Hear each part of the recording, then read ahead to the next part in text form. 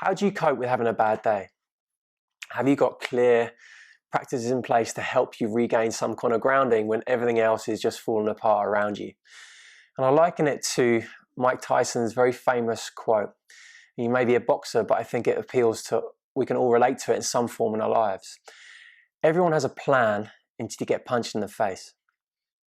And I think kind of you can probably resonate with that in some form, whether it's in personal or professional life, where the day has been going, started off maybe quite well, and all of a sudden you've been hit with unexpected change across multiple areas. So today I'm going to discuss 6 strategies to remember and to practice when you're having a bad day. Let's discuss.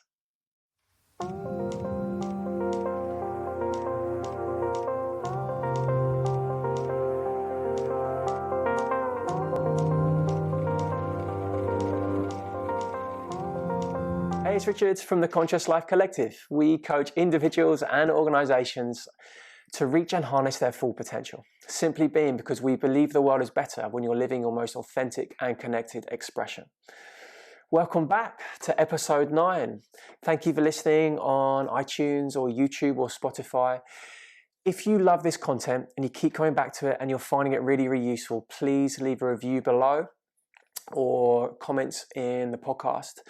We'd really appreciate it, and simply it would just help more people access this content. So today I'm going to discuss 6 mindset shifts to help you when you're having a bad day. We're going to go through them one by one just to help you uncover and to shift your mindset. Mindset is everything. And so when we're in the thick of it and we are having a bad day and things are happening, we're late, something's broken, something else has happened, we've got a bad email, we've got an extra report to do, whatever it is, we're getting hijacked. Our day is not going how we planned. And so what can we do in the moment to help us get some kind of level ground and to stop us going off the rails? So the first one is to honor the suck. Honor the suck of change.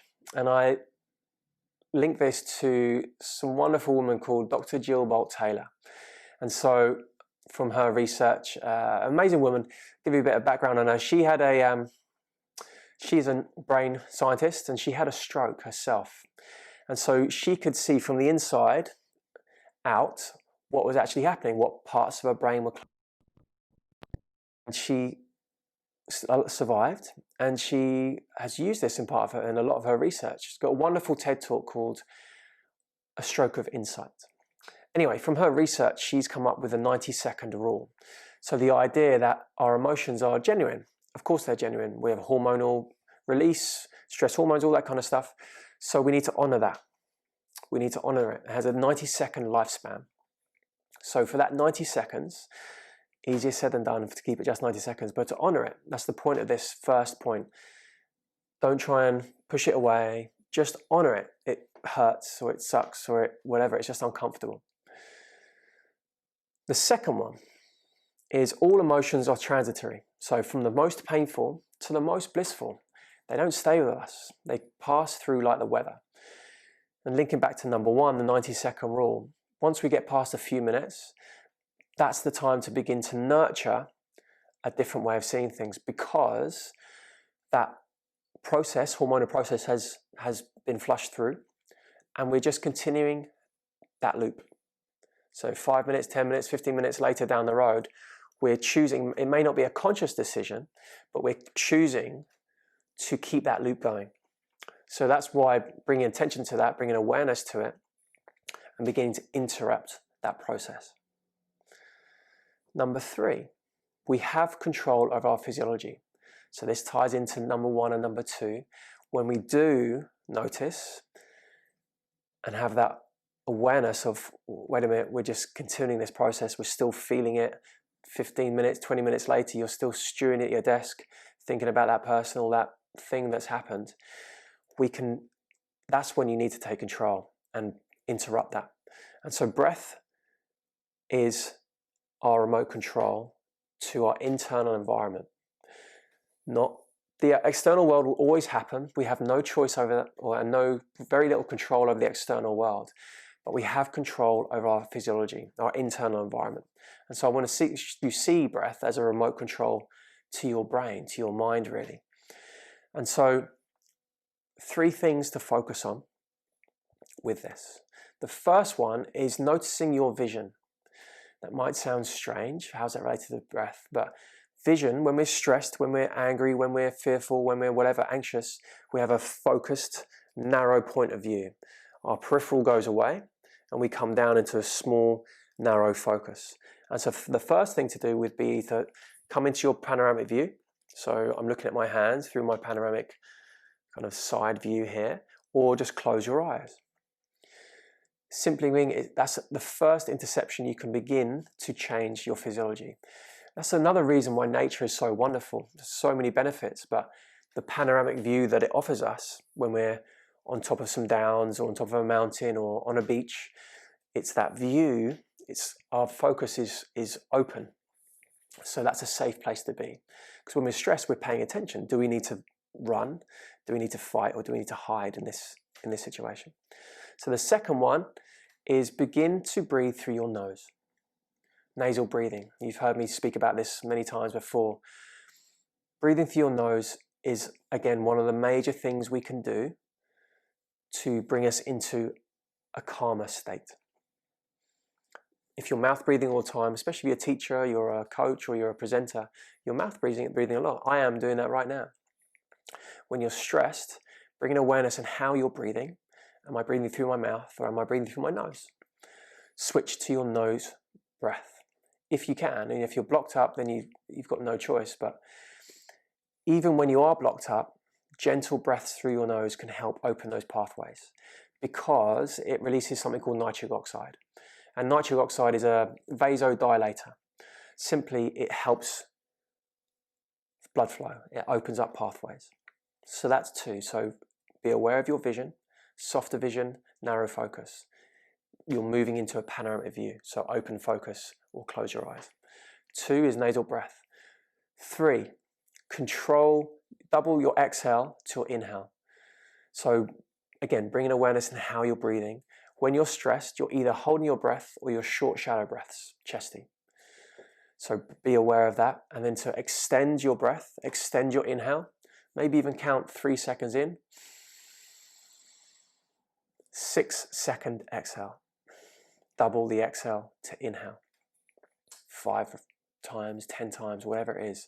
Something in the moment to get you back to some form of baseline where you're not being reactive.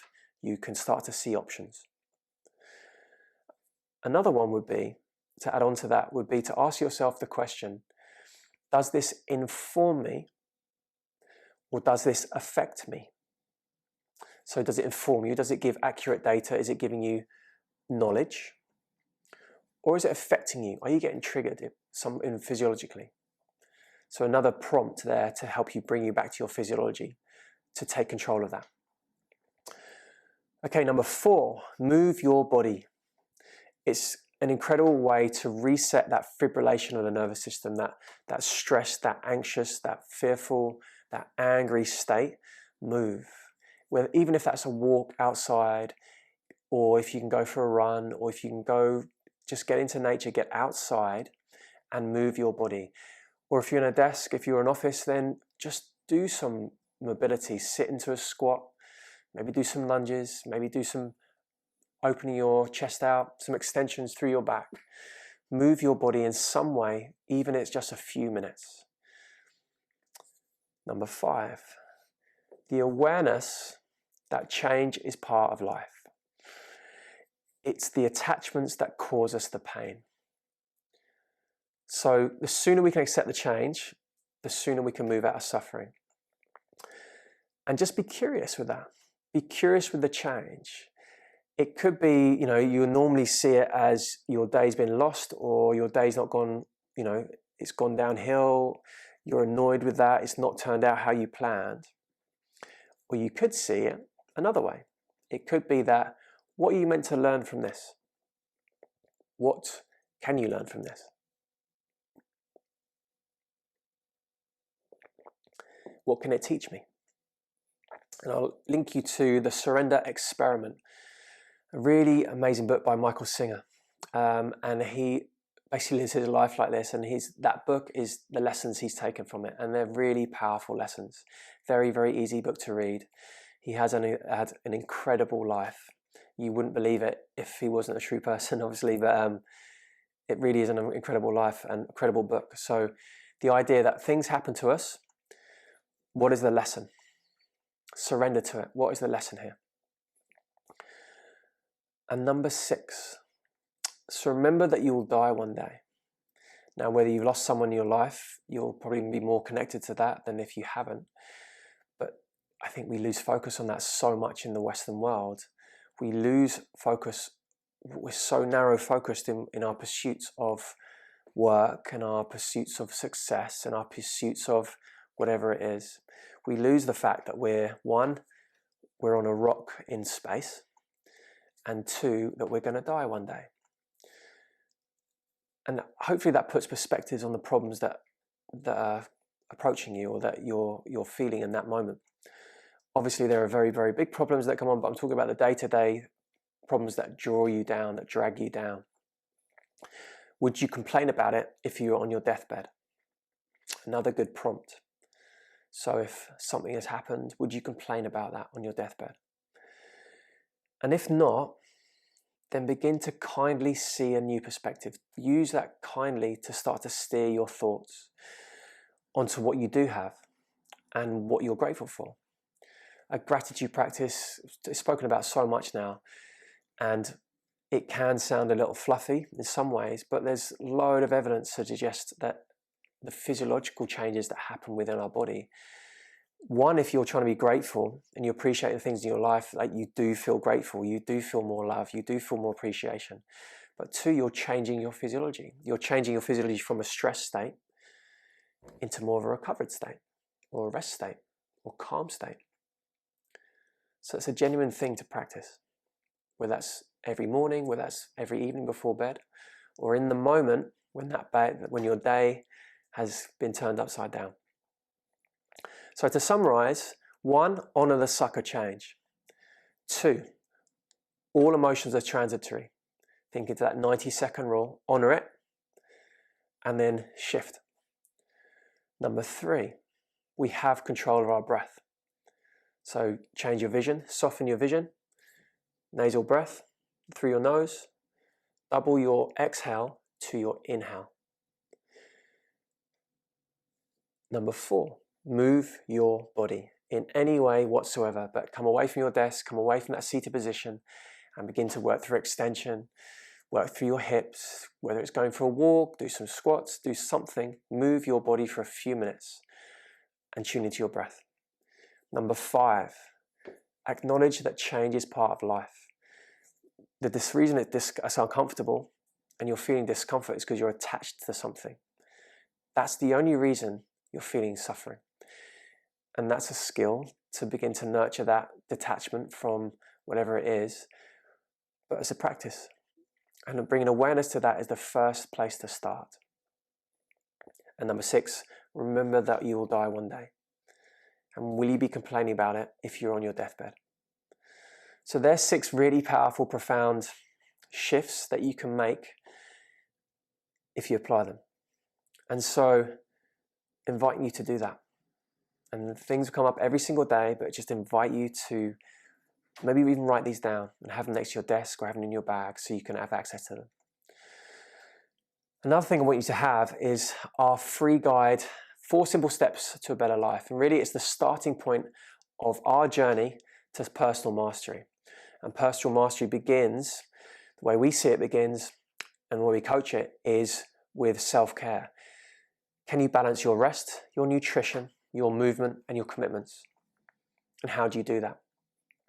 The 4 simple steps to a better life is a map to follow for you to begin to do that. And it has video tutorials, it has mindset shifts, it has guided exercises, reflections, it has practices that you can do, breath practices. And so it's free for you. Just download it, click the link below, follow the link, and you'll just get it immediately. It's the first place to start. We send people on the path to mastery. Obviously, we coach multiple different programs. We have online courses, but the first place we start is that self-care, the 4 simple steps to a better life. the easiest step, the most foundational step to make. And this helps with, when days go wrong, because you've got these practices in place and you've got the mindset shifts in place when things go wrong. Like I said, it doesn't change the fact that things hurt sometimes, but it gives you that stability and that foundation to work from. So it's free, completely free. It's really proud of it. It's a very comprehensive guide. Like I said, got video tutorials. It's got lots of different prompts for you and exercises. So just click the link below and follow the instructions. So thank you again. Again, if you've liked this episode, if these episodes are helping you, then please leave a review and share to your network and leave comments, because it just helps more people access it and more people can benefit from it. So thank you again, and we'll see you next week on another episode.